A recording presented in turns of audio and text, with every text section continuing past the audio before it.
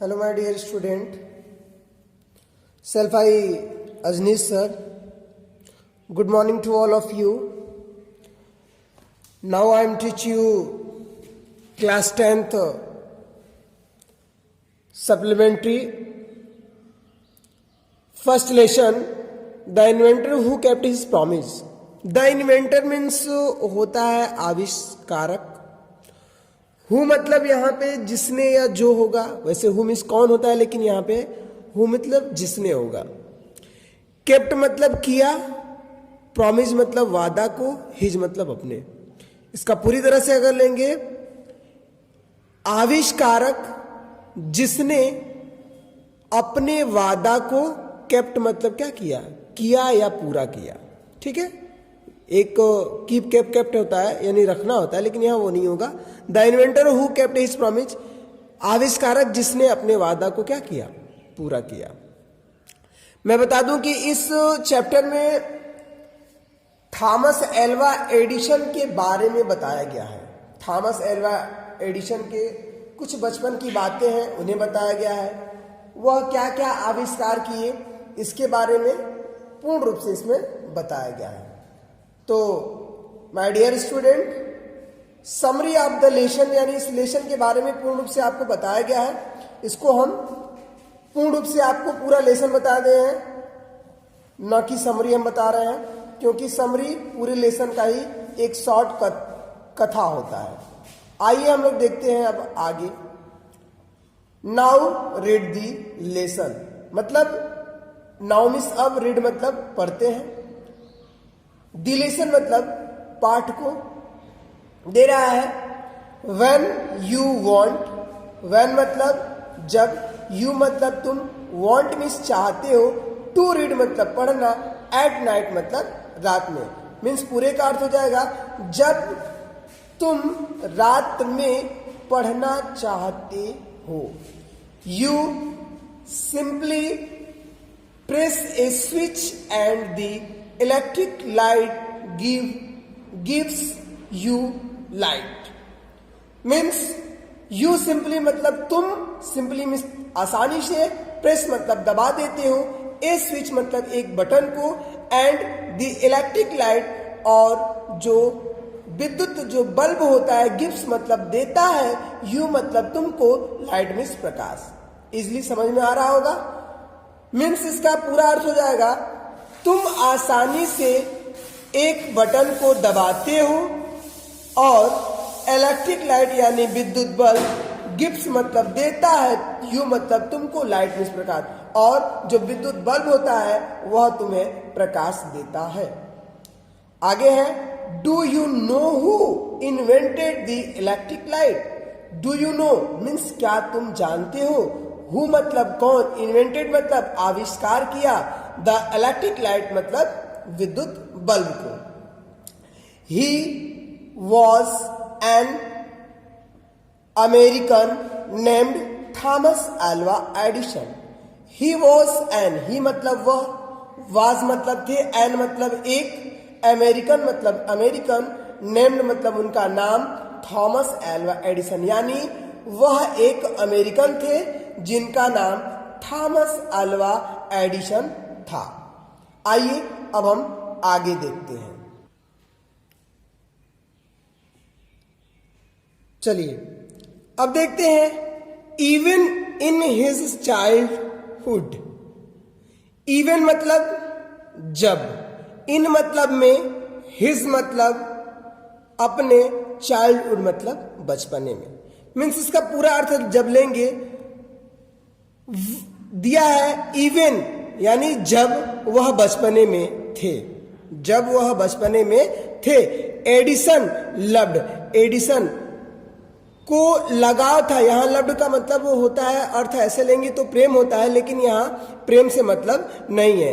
Edison loved, Edison को लगाव था. टू डू मतलब करने में, एक्सपेरिमेंट्स मतलब आविष्कार, यानी एडिसन को एक्सपेरिमेंट यानी आविष्कार करने में लगाव था या आविष्कारों से बहुत लगाव था. ही वॉज फॉन्ड ऑफ, ही मतलब वह, वॉज मतलब थे, फॉन्ड ऑफ मतलब शौकीन, आस्किंग क्वेश्चंस मतलब आस्किंग मतलब पूछने के, क्वेश्चंस मतलब प्रश्नों को। कह रहा है कि वह प्रश्नों को पूछने के शौकीन थे। And he was never satisfied till he got the right answer. And मतलब और ही वॉज मतलब वह, नेवर मतलब कभी नहीं, सेटिस्फाइड मतलब संतुष्ट होते थे। कह रहा है कि वह कभी संतुष्ट नहीं होते थे टिल जब तक he got the right answer, जब तक उन्हें सही आंसर न मिल जाए, सही उत्तर न मिल जाए। There are many stories about his childhood and here are a few of them. कह रहा है देयर मतलब उनके, आर मेनी मतलब बहुत सारी, स्टोरीज मतलब कहानियां हैं, अबाउट मतलब उनके, हिज मतलब अपने, चाइल्डहुड मतलब बचपने की। कह रहा है कि उनके बचपने की, उनके बारे में बचपने की बहुत सारी कहानियां हैं। And here are a few of them, और उनमें से नीचे कुछ क्या की गई हैं, दी गई हैं। आइए उनके बचपने की कहानी को देखते हैं। दिया है वन डे, एक दिन, वेन यंग एडिसन, बालक एडिसन, वेन मतलब जब, वन डे एक दिन, वेन जब, यंग एडिसन बालक Edison was at school, school में थे। एक दिन जब बालक एडिसन कहाँ थे, स्कूल में थे। The teacher was telling the children a story about birds. The teacher means अध्यापिका, वॉज मतलब थी, टेलिंग मतलब कह रही या सुना रही, द चिल्ड्रेन मतलब बच्चों को, ए स्टोरी मतलब एक कहानी, अबाउट बर्ड्स मतलब पक्षियों के बारे में। अध्यापिका बच्चों को पक्षियों के बारे में एक कहानी सुना रही थी। ही गॉट अप, वह खड़े हुए, गॉट अप मीन्स होता है खड़ा होना। ही मतलब वह, गॉट अप मतलब खड़े हो गए। एंड और आस्क्ड पूछा, द टीचर अध्यापिका से, madam madam why can not man fly like a bird. Why can not, why मतलब क्यों, कैन नॉट मतलब सकना सकनी होता है, यहां सकता होगा।